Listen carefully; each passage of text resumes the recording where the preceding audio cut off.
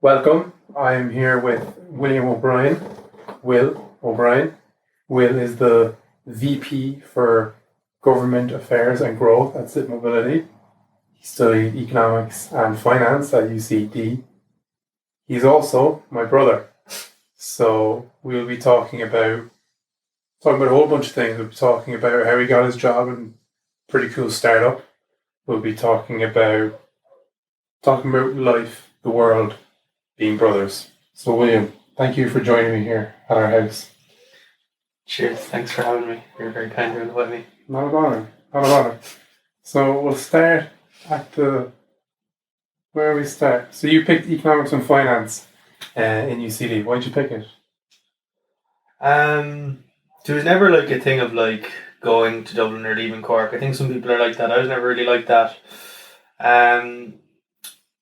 There was a few reasons. I was flip-flopping between a few different things: medicine, veterinary, and then like looking at more kind of general business courses. Even though my favorite subject was maths, so I didn't really know. Like I didn't know what I was doing, to be honest. Like business appealed because like obviously dad like has his own business, granddad had his own business and stuff like that. So it'd always been like, oh wow, that's a thing people do. I think that like definitely like sparked my interest in business, but didn't really know like what angle to take into it or whatever. And I was more interested in the sciences growing up. Like I was always interested in science when we were younger. So yeah, I was kind of flip flopping between the two. And then I think like the course I chose in the end, which was economics and finance and UCD, was a nice mix because like although it was a business course, there was like a really, really strong maths and stats component to it, and that preserved the kind of science interest, like it was a BSc. And I really liked that. That was good to have, while also like learning like fundamentals and like finance and things like that. So yeah, I shied away from like veterinary and medicine in the end because like they're really vocations. And I'd done work experience in both, and I was like, God, these jobs are tough. You really need to love it every day. And I think I'm maybe a bit more generous, and I kind of get bored of doing the same thing, constantly. So yeah, happy to do it. It's a class course, I'd say. Yeah, so that's why I chose it. How would you compare it to MSIS? The record, that's my course. I think they're like, I was going to say, like if you're interested in studying business, I don't think there's two better degrees you can do. I think they're both reasonably on par. Sorry, degrees in Ireland. I think they're reasonably on par with each other. The only difference really is like MSIS, you'll probably become more literate in code, and Econ you'll become more literate in like basic concepts of finance. But like the grand scheme of things, I really don't think what you did in college matters a whole pile. And that's something I've taken a big U-turn on even in the last year. When I was speaking about it with like Charlie, Gleason and Zipp there the last day, like we were just saying like I've been in Zipp now like about a year, like, and that's been one of the biggest like kind of U-turns in my stance on things, is like how little credentials, be it your college course or whatever, mean like, it really isn't a strong causative factor in people's success or happiness. It's just like that's a reasonable correlation, but it doesn't cause anything, No, it does cause its own. I don't know. Smarter people than me, you could ask. Like, do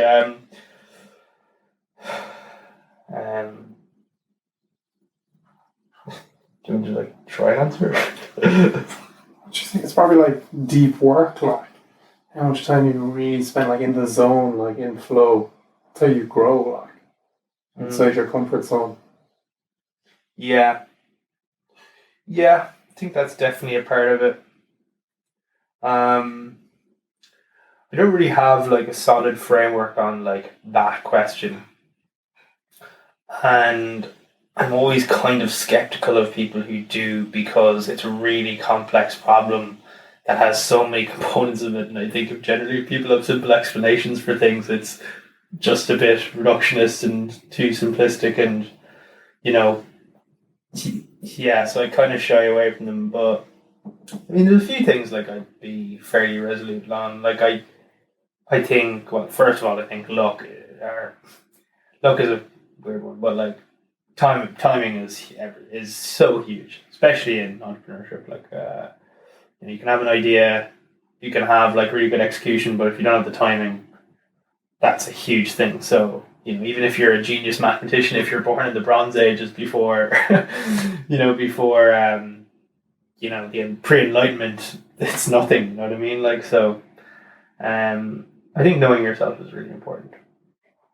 Know thyself. Yeah, it is. Yeah, yeah, and I think it's there for a reason. I think it's probably in every biblical or religious text. Like, it's just like really important. I think it's anything a lot of people kind of shy away from. How do you even do it? Like, do you just read books on it? Like, yeah. I think it depends on the individual.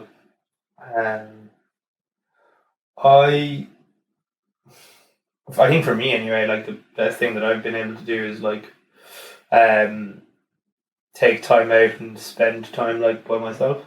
Whether that being like traveling by yourself, which I've done a bit of, or even just blocking time out in your schedule. Especially if you're an extrovert, that's a hard thing to do. Like on a more day-to-day level, there's kind of simple things you can do. Like, while I think, things like Myers-Briggs are sometimes like nearly like I saw someone describe on Twitter before. It was like it's like horoscopes for dudes or something like that. Like it's not like, doesn't really tell you anything, but it can give you an idea of like what you're good at or what you're not good at, or like journaling, or like therapy, or like things that cause you to introspect a little bit. Meditation, yeah. I don't have a good habit for that, but like, yeah, I think knowing yourself is like pretty key.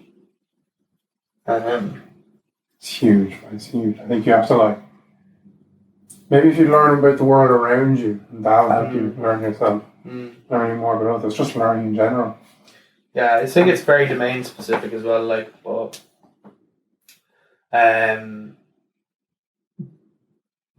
very domain specific. I think there's like, This question I wanted to ask you is, I actually don't know this. How did you actually get involved with Zipp, which is, if you don't know, is one of the hottest startups in the country right now? John, actually, first explain what Zipp is. Yeah. So, Zipp is a scooter sharing provider, micromobility provider.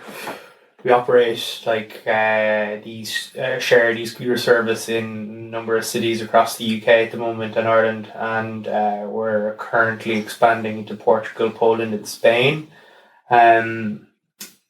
What we operate are like these like really sustainable, really community centric shared e-scooter schemes that avoid a lot of the industry problems around parking, community acceptance, sustainability, through a really, really kind of value oriented operating model. So, founded about 2 years ago now, raised about, just closed a round of the small bridge round of about $1 million. So, kind of have about 2 million funded to date, and currently using that to expand into the European market. And so those electric scooters that you rent for like €1. Like we buy the scooters. We have an app that syncs up with it. We set up a local operations team to run the service. We deal with local government. We deal with local residents. We deal with like the local politicians in the area. to kind of shape the scheme for that specific local area. Yeah, a lot of moving parts, but yeah, we're the operator. And how did you get in there? So, And would I be right saying you're the number 2 in there?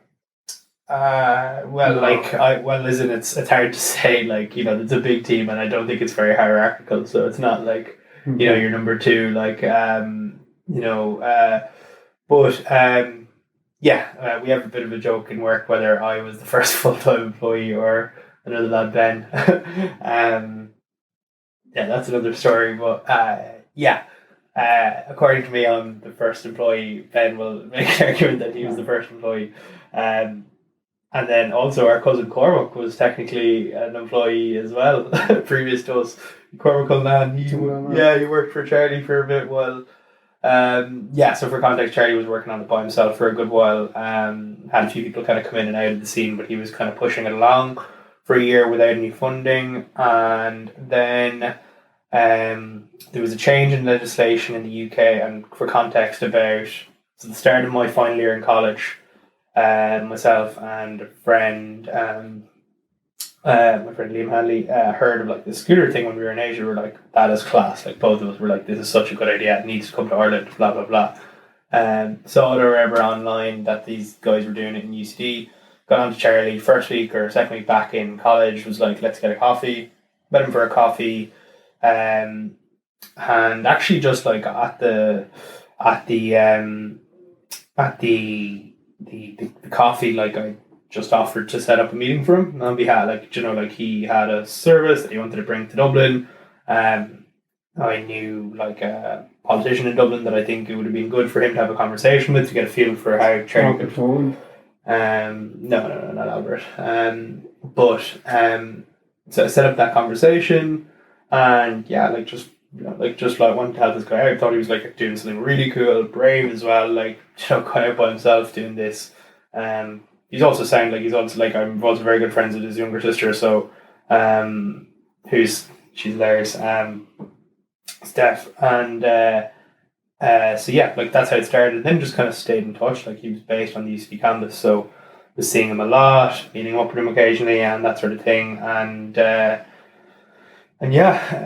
then it was kind of coming to like exams or whatever, and I've been in touch with him about politician and stuff like that, and he knew that's kind of where my interests lie. I'm interested in like public sector type oriented work, and then just before like around kind of like I was finishing my exams in my last year of college, plan originally was I had 2 offers for masters in the UK to do data science. So I had applied social data science in LSE, offer there, and business analytics in Imperial.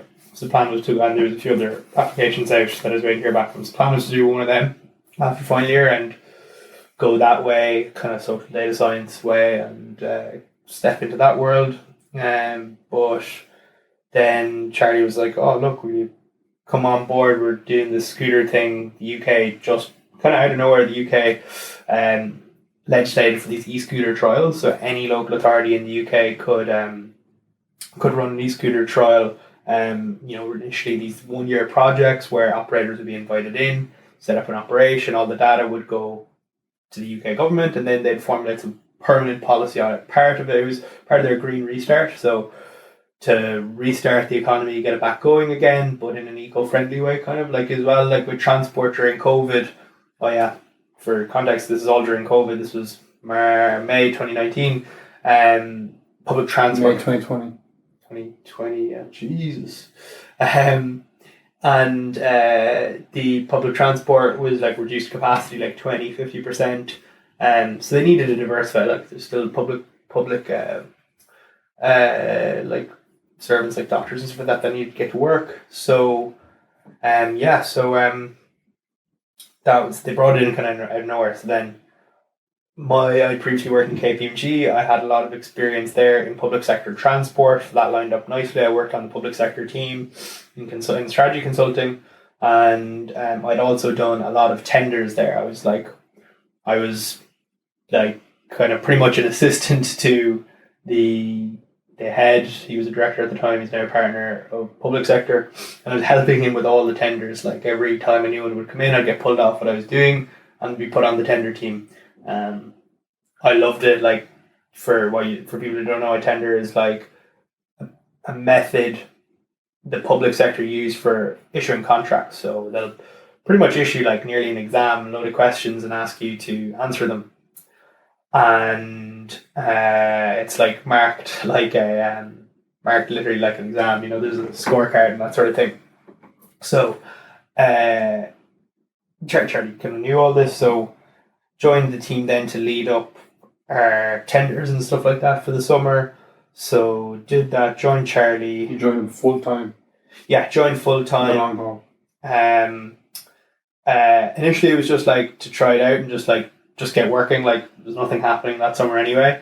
But like after a week I knew like, God, I'm in for this. And I said it to Charlie after about a week or two, I was like, I love it. Like, so very quickly, before we'd any, success in winning any of these contracts, I was like, I really enjoy this. I really enjoy writing tenders. I really enjoy potentially providing a public service to people, transport, and Charlie's a legend as well. The team, Ben, he's an absolute legend. And then the team kind of grew a little bit more. We had other people come in, Shifra, Lorcan, Rob, all like great people, and was just like having such a laugh and was like loving the work as well. I was like, I would be mad not to stay here with this, regardless of these nice offers I have for doing masters. Like it was really a really interesting summer. We were just like bloody working like dogs all summer.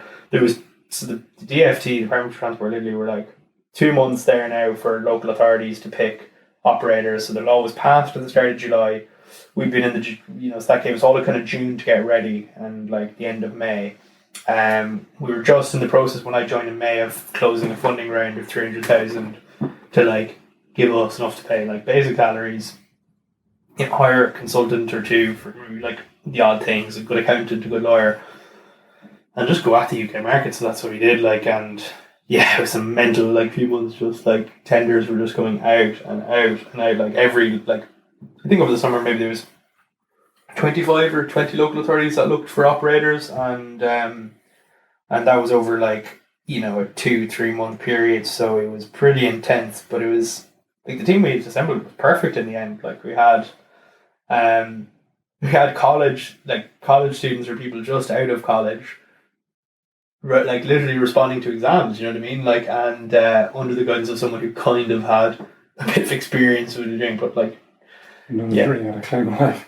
Oh, we knew more than we thought, and I think you learn that in hindsight. I think in a startup you always feel like you're a bit dumb, you know what I mean? Because you're doing something completely new. There's no textbook there. It's not like law where they've been doing it for 300 years, do you know what I mean? And there's like, the Law Society or, the King's Inns or any of these sort of things where a very prescribed way of doing things. So yeah, like it was really good crack. And then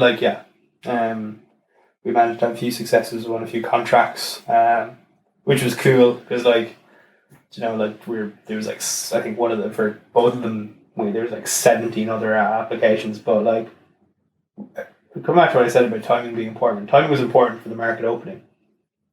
Like, so it's like timing, an idea, and execution. And I think they're like the 3 key components. If you were to boil it down really simply, what you need to succeed in a business, not like personally. Kind of could be abstracted to personally, but it's easier to talk about in the form of business. Timing, market was opening, great. Idea, super. Charlie had great vision, great idea of like what he thought would resonate. And then as we had a team of 5-6, we kind of refined that ourselves. Then execution, just people that like were good at writing and would work long hours to get shit done quickly. So the code was done in-house? Pardon? The code was done in-house? Code? What code? Writing. Oh, sorry, it wasn't yet. We're not writing code. We're writing tender responses. Oh, okay. So responses. And these are college graduates? Some of them are still in college, so like kind of interns, and yes, the rest of us are still in Zipp. There's one person still in college, but yeah, the rest of us are now working full time in Zipp. Okay. So one thing I wanted to ask is for college students and recent college graduates, you had the choice to do a master's, you went into a startup, you have worked in a business, KPMG, you also done a bit of travel. How should someone make that decision between starting their own company, joining a startup, going to a graduate program, doing a master's, taking a gap year? How should someone make that decision? Oh, it's first of all, I'd say different for everyone. There's no single piece of advice you can give that'll catch everyone. So it's a really dynamic question you're asking. But like, a few things I'd say. First of all, like, always easier to travel before you start your career or something, because in most corporate jobs it's kind of hard to get a time off to work. You can do it between jobs, although in some fields people will be like, what's going on there? I think startups are a bit different. People are like, they don't really care. Like, it's like, if you're good at the job, you're probably going to get it. Yes, that's like one important consideration. That's something like I made sure doing like all three colleges, like making sure I was getting enough travel in, because with the internship and I could see people are working, and like when people are saying to you working, and then a lot of the people would be like, oh, enjoy college while you can, and soon you realize a lot of people are saying that, and you're like, Jesus, like, I better actually enjoy college. So I went to I went traveling the summer after that internship, because I was because that's, so I think that's one thing. I think they all have their merits. I think a master's is good, particularly if there's like something you actually want to learn about. I think if they're also business masters are particularly good if you're not coming from a business background or something like that. I think if you're coming from a business background, like, doing something like commerce, maybe doing a business master's, I think the utility of them can be a bit reduced. I have a friend, and they did I think they did like some social science for undergrad, and they did like a project management master's. Really good combination, because you're getting like a holistic arts education, but also you're getting like real applied skills project management. So that's, I think, good. And then if you're science, obviously master's is essential for that. If there's a hard skill you want to skill up on, data science, for example, good place. Also, nobody says this, but like a lot, but like, it doesn't, if you don't get the job you want in the final year, it's another recruiting season. If graduate careers is something you want to go into, and I don't want to shit on it, I like graduate roles, because I hate when people do that. Like, a lot of people in startups are like, oh, like, start a business, it's the only way you'll learn anything, or like stuff like that, which is like, it's boof. Like, do you know what I mean? Like, different things for different strokes for folks. Like definitely joining a startup is not the only thing you should be thinking about after college. I definitely think more people should be doing it, especially like because it's naturally a risky endeavor and less structured, but with that risk there's much higher upside. Like, if you get a few options early on in a startup that does well, it's like, oh, that could be a deposit on a house or something like that when you're like 27 or something. And obviously it's very hard to buy houses in Dublin at the moment. That's just one thing, right? Like, other things are you get lots of experience. Oh, sorry. No, you're good. Other things are you get like lots of experience really quickly early on, which is like good if you want to accelerate your career maybe a few years quicker than other people. But a lot of my friends went down, traditional management consulting, the McKinseys. Some people went into like banking and stuff like that. Some in accounting, some in other like roles. And I don't think there's anything wrong with any of them. I think it's like, if you ask me the question and gave me like a specific case study, I think I could give a better route. But in general, like, should they pick what they want, like follow their passion, their intellectual curiosity? Passions, I think, I don't really like your man, Professor Scott Galloway. I think he's got a lot of like crap takes, and I think he said something before that like Amazon or crap and Costco are gonna like be a huge company or something. He's had some really ridiculously crap takes. But one thing he does is good at saying is like, following your passion is maybe like a bit romantic. But I definitely think knowing what you want to do or having something you're passionate about is really, really, really powerful if you can find it. But not everyone can find it. How did you find it?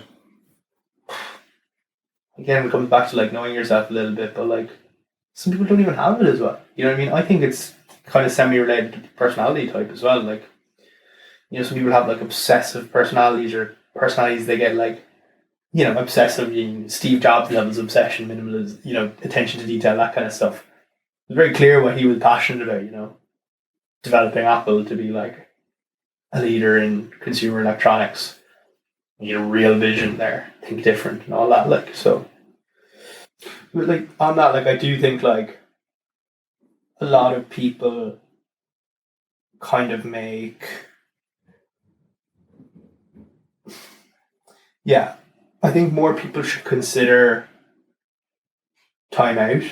I think that's definitely something like, especially if you've got like, if you're blessed enough to have like the financial means to do so. If you don't need to support Time out. not time out, but like, you know, taking a year to find your way maybe a little bit. I don't think there's anything wrong with that. What they do for that time out here. But this is the thing, it's like the obsession with like having a job or having something to do. You know, like it's Well, like do they sit there and meditate all day? Is that actually what you're recommending? no, Do they surf all day, or- but like as in like some people I think walk into things like a 3.5 year grad program a bit too lightly. Now, like maybe if some people they know that if they took a year they're not going to, you know, do something. I'm not saying go and do nothing for a year, but I'm saying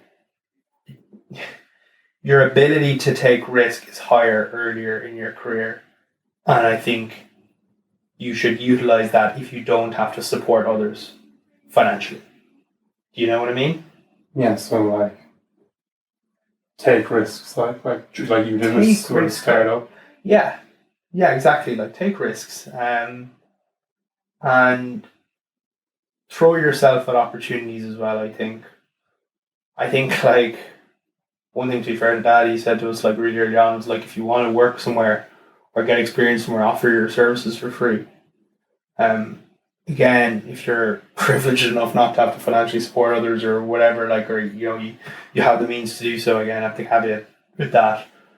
But like, throw yourself at things, try and get stuck in, try and stick your head in the door, an interesting place. Yeah, try and force your way into these interesting environments. You know, there was no like grad program at Zipp. You know, you have to just put yourself out there. If you see someone doing an interesting project, ask them, can you be involved or can you help? You know, offer your services up first before asking some things from others. Like, and I think that way you'll find opportunities come your way. Even if you don't know what you want to do, put yourself in the vicinity of interesting people. Like there was a really good quote I heard before, and it was like avoid boring people, and it's like a double entendre. It's like don't bore people, but also don't hang around with boring people.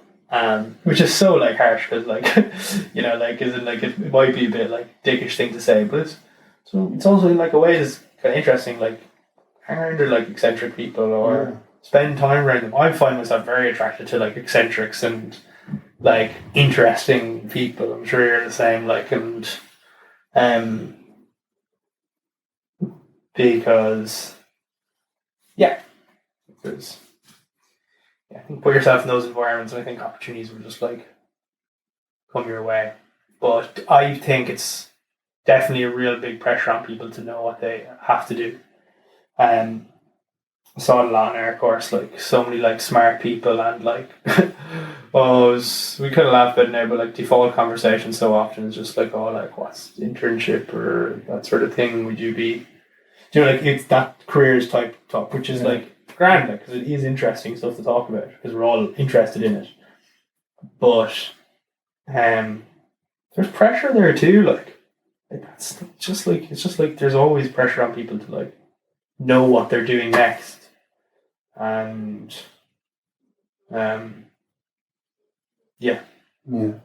thing you mentioned there about throwing yourself into things like Tim Ferriss had a really, I remember reading a blog, he had a blog post, and it was how to get clients as a consultant.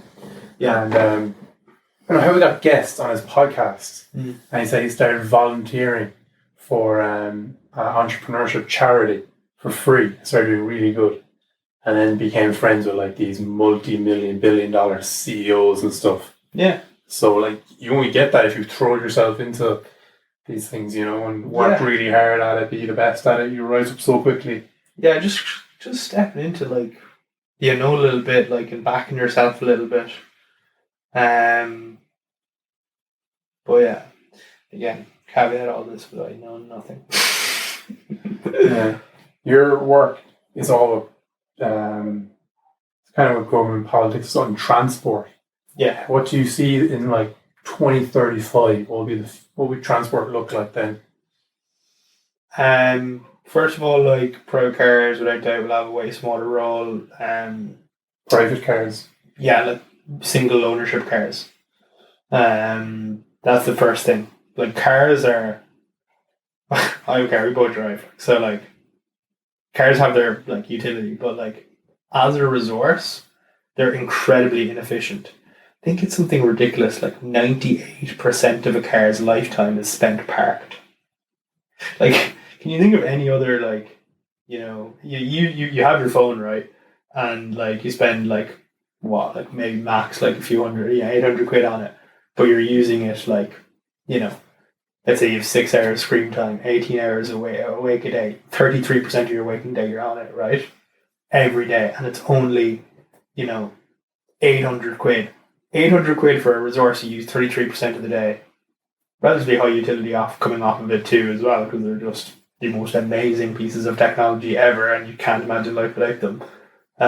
They're literally like something out of science fiction. That's a pretty fucking good investment. That's what, like I only got like a new phone there recently over Christmas. I hadn't got a new phone for like maybe 4 years before that or whatever. But like, yeah, it makes sense to do that. To spend money for it. Like the other end of the spectrum is like a car. It's like you might spend like maybe $5,000 or something, maybe more. As I said, 98% of its lifetime parked, and it's also like a huge carbon emitter. It's like when you boil it down to like logic like that, you're like, okay, well, I would have to save. I'm comparing these two resources. One's going to probably play a much more impactful role in the year 25, and one isn't. Obviously, with the need to like transport is a huge contributor to carbon emissions as well. Number 2, I believe, in Ireland. Number 1 in the UK. Varies globally, but like big contributor to carbon emissions. So that needs to go to zero, right, before 2050. So that's just carbon. It's just fossil fuel cars, electric cars. So you need to electrify. Correct. You need to exactly. You need to electrify. So, but I still think, regardless, I think private car, like single use private cars is going to go down. Shared cars will become much more popular. Carpooling, that sort of thing, and just a more efficient use of resources as well. Global shift to like the sharing economy anyway. People our age are buying assets less, preferring to rent. Then that's one big shift. Like, private car usage going down. I don't think it's going to be like a silver bullet. I'm not going to come on and just be like, oh yeah, like micromobility will cure cancer. Do you know what I mean? Like, it's not. But it will play a strong role in like that first last mile problem. So like the first last mile problem is like the big problem micromobility solves, and it's like, okay, you need to get to, let's say, like, I always think of Cork when I think of the first mile last problem, because like we were going to school, it was like, okay, well, the 232 left from like a 20-minute walk from the house, so we never got the 232 because it was like such a long walkway. So then Mum would either drive us to Maryborough, which is like a 10-minute drive, we get a bus into town, grand, or she drive us the whole way. Because you couldn't solve that 20-minute trip to our bus stop, we got cars instead, right? So that is the first mile, or the last mile is the biggest pain point in most journeys. So it's the hardest problem to solve because, and it makes sense, right? Like, it's like, if you're going from Ballincollig to Cork City, these are like the town we live in and the nearest big town, nearest big city. It makes sense to invest in infrastructure that'll get you from Ballincollig generally to Cork City generally, but not much to go from the housing estate we live in. Nobody's going to invest it to the school we went to. So it's finding those first last mile solutions, and that's where scooters are really good because, a scooter, if we had scooters growing up, we would get our scooter to the bus and either share a shared scooter or we'd own scooters. We would have gone to the 232, we would have got there on time every morning because scooters are really quick. We'd fold it up, get on, and get out, and we had no need for a car. You know what I mean? So I think micromobility, that's the kind of role it plays. I think depending on what country you're in, public transport will continue to play a bigger role. I think active travel, so cycling, walking is going to be huge, particularly in Ireland. The current government, to be fair to them, and pushed on mainly by the Greens there, have committed to huge funding to cycling in Ireland. 365 million. £1 million a day in Ireland is being spent on cycling lanes. What was it last year, or before the last government? It's definitely, I think, more than like a 10x increase. I think. Okay. Maybe less. So shut down bike lanes, micro-mobility scooters around the place. Yeah, cycling and walking. Cars. Yeah. Some councils in Ireland are really leading the charge in it. And to be fair, Dunleary Ratdown, which is the county council for Dunleary, Blackrock, that kind of area, Dublin, out to kind of Sandyford, are really leading the way on this. The director of transport there, his name's Robert Byrne. He's, to be fair, should follow him on Twitter. He's really good at promoting what they do. He's really interesting on Twitter. Always tweets about active travel. Really pushing the boat out there. Fingal County Council, director of travel there is Dave Story. Really pushing the boat out there as well. Doing lots of good active travel measures here in Cork. Doing great jobs as well on pedestrianisation.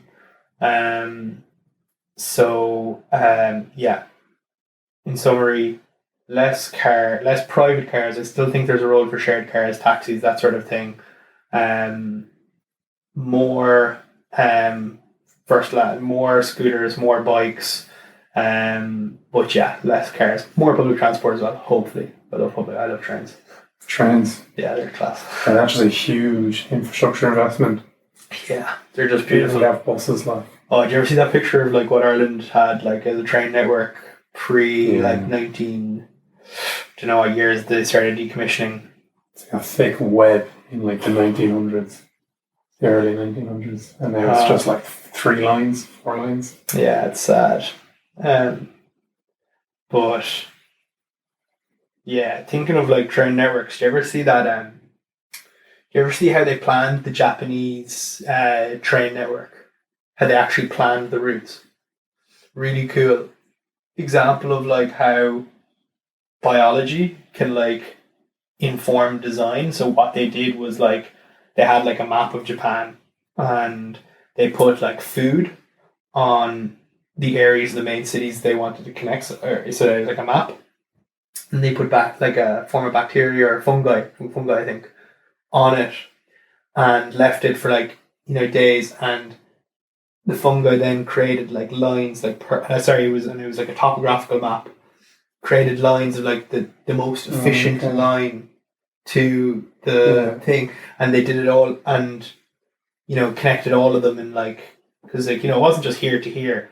It was 1, 2, 3, 4, 5, and it how do we connect all of these in the most efficient way? And it had hills as well and stuff. Yeah. So it's a network, but I think they did that multiple times, took pictures, and then averaged out that, and maybe made some augmentations using math or whatever. But I thought that was class. I thought that was class. So cool. That's how they designed the bloody train network. Yeah, so slick.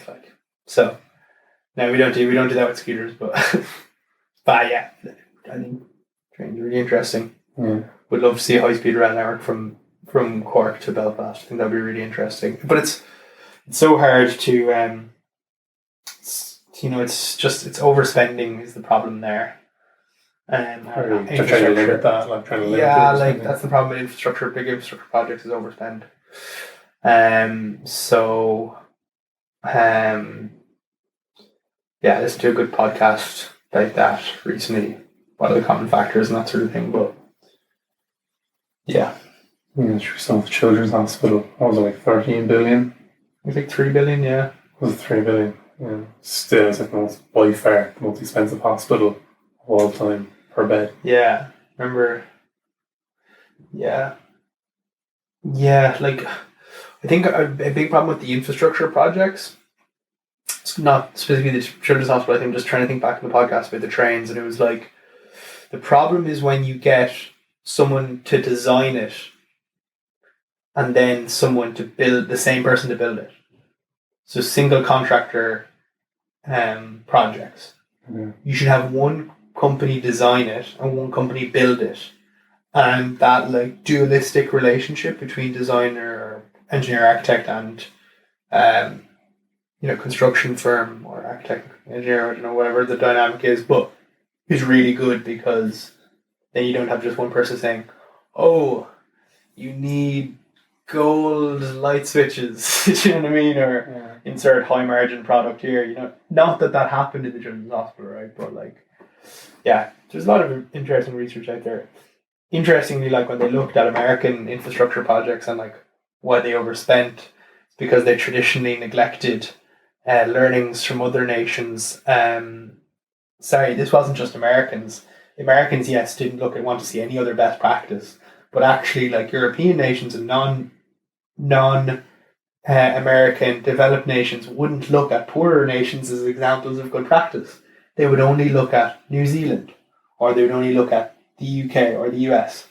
They wouldn't look at like Italy or maybe like Vietnam or something like that. I don't know. Like I can't remember the specific countries, but yeah. Another question I want to ask you is because you're so involved, you are lobbying the government and all that. Yeah. We've seen in Ireland huge rise of Sinn Féin. Hey, that was tiny. A couple like 5 years ago, they were at like 5%, or maybe a bit. Yeah, now they're the biggest party, and we've seen that across Europe, across the world. These minority voices suddenly becoming the majority, and I'd ask you specifically in Ireland, what's caused that? Do you know? I think there's a few things. So specifically, I kind of have a piece on like, or an opinion at least anyway, on like global kind of, if you want to call them maybe populist, or maybe to put another spin on it, just like as you said, smaller groupings suddenly becoming bigger ones loudly. But specifically in the Irish context, I think there's a few things there. First of all, looking at them as an organisation, anyone who's been anywhere near them can say they're incredibly well organised. Like, so well organised. Like, any time I've had an interaction with a Sinn Féin rep, they've been very knowledgeable on the topic. They're clearly like well informed, good research department. I've only ever had good interactions with them as well. So they have good reps there. So they've got like good public reps. I mean, Owner Bryn is incredibly, literate on the housing topic. And you even saw, I think Dermot Desmond come out last year backing his, Owner Bryn's proposals on housing, and I think there was some interaction between the two of them. For context, Dermot Desmond is an Irish billionaire, and very quiet normally on things, but like one would have to assume he'd be capitalist and not a traditional Sinn Féin voter as such. Louisa Riley, very good on health. Mary Lou, very good orator. So really well organised, good fundraising operation. Some would say potentially, dubious, like lots of money coming in. Not dubious, but like they're getting a lot of money from, America. I think there was that fella who died and like left like 750 grand. So, but incredibly well organised as well. Like just like just a well-run, like, taking the politics away from it, looking at it like really as a business, like they're doing something right there, right? So that's the first thing, right? Like, it's not just like, some people would like to simplify them and say, oh, they're just the IRA with like paint on them and someone let them in loose and then straight. It's like, no, like they're not, like it's a bit more than that now. They might have been the political wing of IRA at some point, and I think it's still unknown as to like what the connections are still between them. They'll strongly refute it, others won't. That's another conversation that I don't know much about, to be honest with you. But they're a very well run organisation. And I think they're just riding the wave of like public discontent in Ireland. Like, I think one issue that has just catalysed the nation for the last 2.5 years, longer even, is bloody housing. Housing. Like, so expensive. It's ridiculous. I mean, you both in college in Dublin, I'm living, working there now. It's insane. Like, and it's an aftermath of the recession, and it's, there's supply and demand forces at play there. Like, it's a complicated issue, but like, simple as that. Like, I think so. Like, that's one thing they're riding off of. I think there's also like another kind of like, but I think that's right. I think that's the main one that they ride off of. Also amongst young people, there's the unity issue, which is like, I think more of a topic with young people than other parties assume it is. I know for me, it's an important issue anyway, at least, issue topic. I find it an interesting topic. Definitely more complicated than people give it credit for. Definitely not a simplistic topic, but they, all in the last year, I think have been doing well at getting back into the ring on being a voice on that topic.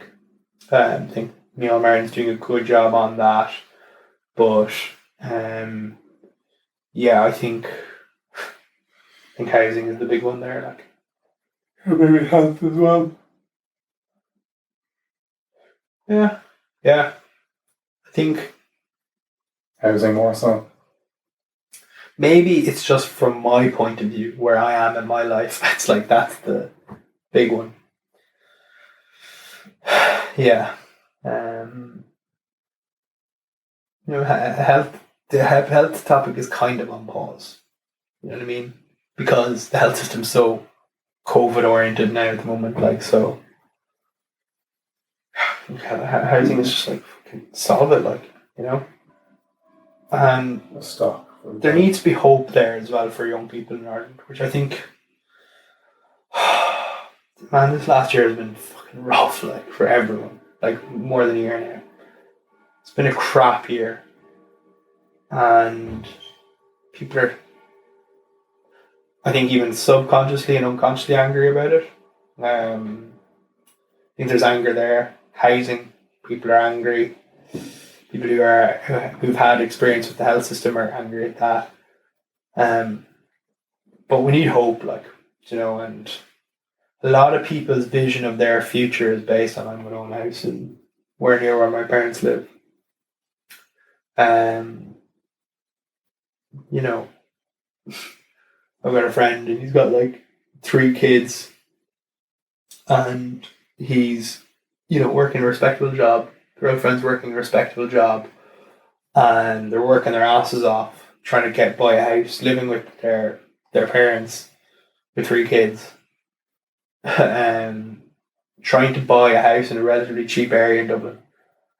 They just keep getting outbid by like 20 grand and stuff like that for like the last year. And that's really hard. Can't afford to live where they want to. It's just like heartbreaking. Like, so yeah, there's a whole raft of things there in the quality of life thing. But like, I think an economic opportunity definitely feeds into that as well. I think some people are, bringing it back to globally. Like, I think like, there's been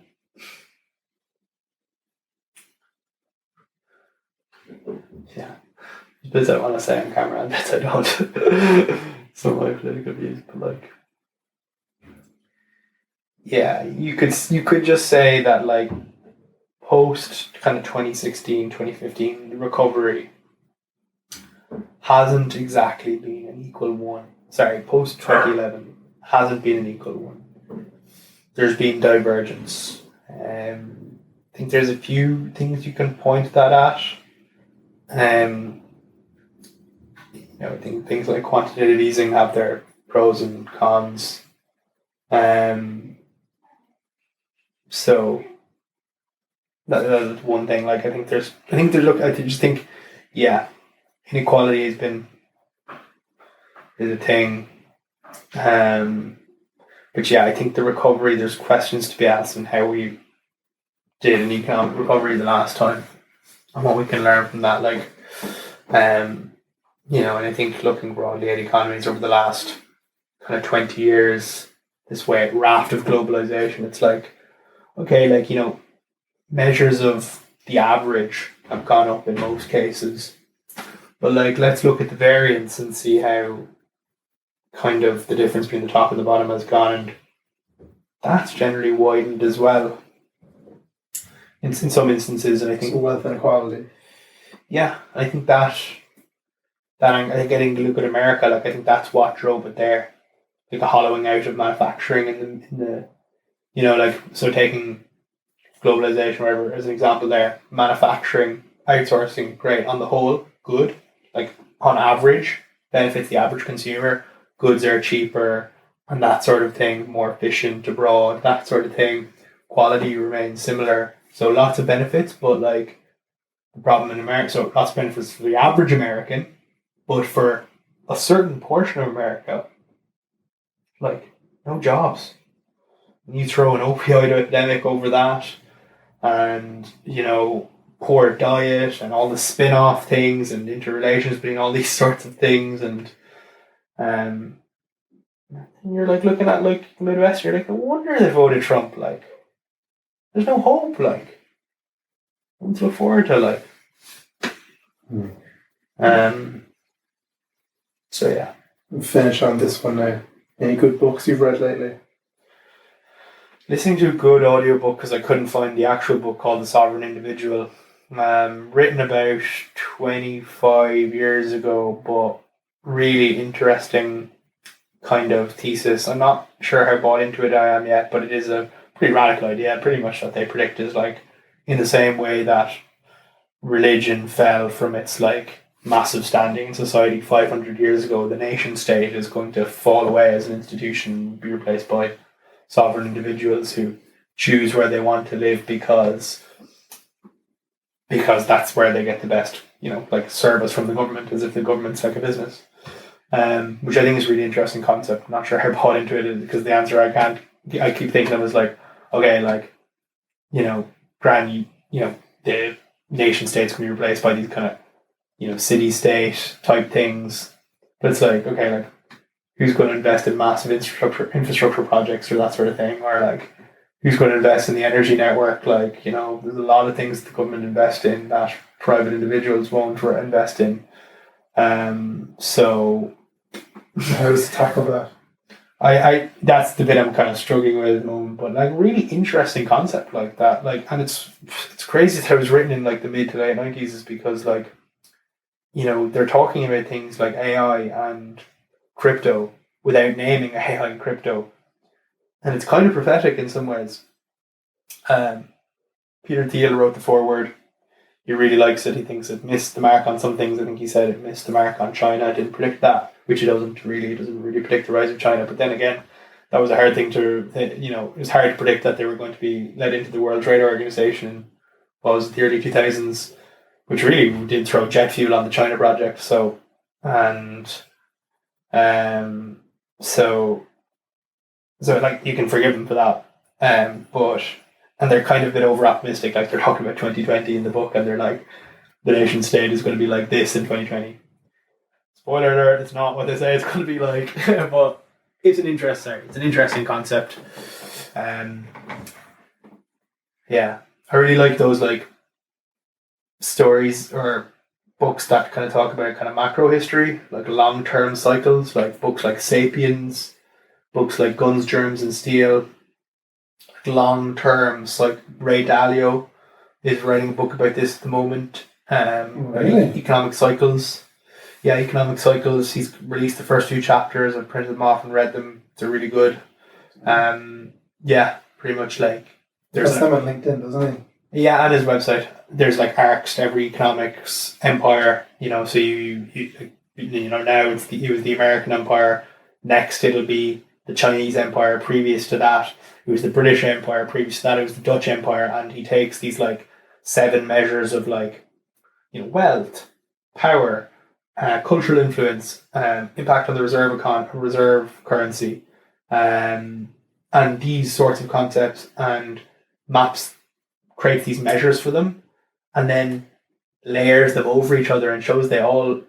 And then so what they'll do it like Britain is they'll take like these 7 measures of wealth, power, all these things, and average them into one line. And they'll do that for every empire. And then if you lay them over each other, you're like, oh my God, they follow a very, very similar arc. 100 to 400 year cycles. And it's like, oh, America's on the way down. China's like that. So that's cool. Kind of agree with that as well. So other books. I'm about to start the Sinead O'Connor audio book. I read a snippet from that in the Irish Times just like 2 weeks ago. Unreal. She's such an interesting individual. I'd love to meet her for have dinner with her. I think she's like an incredible individual. Really interesting Irish person who just does what they want. Really like people like that. So read a really good book as well recently by the Irish journalist Ellen Coyne, called Hello God, It's Me, Ellen. Got that for Christmas. That was really good. It's a really interesting one. Like, she's an Irish journalist who covered repeal, the gay marriage referendum, 2 real big movements in Irish, the liberalisation of kind of Irish social norms, and the acceptance, and a real view to kind of the old ways of the Catholic Church, real kind of breaking point in New Ireland. And she covered them really closely, and it's all about how, and she's like very liberal in her beliefs as well, with voter repeal and that sort of thing. And it's about her going back to the church and reconnecting with her like spirituality, which I found such an interesting read. Like her meeting a priest, and she breaks down crying in one of them, and like it's just like fucking very interesting read. Very. When I read the blurb, I was like hardly and Coyne rediscovering her Catholicism, like. But that was class. She's a great journalist. They're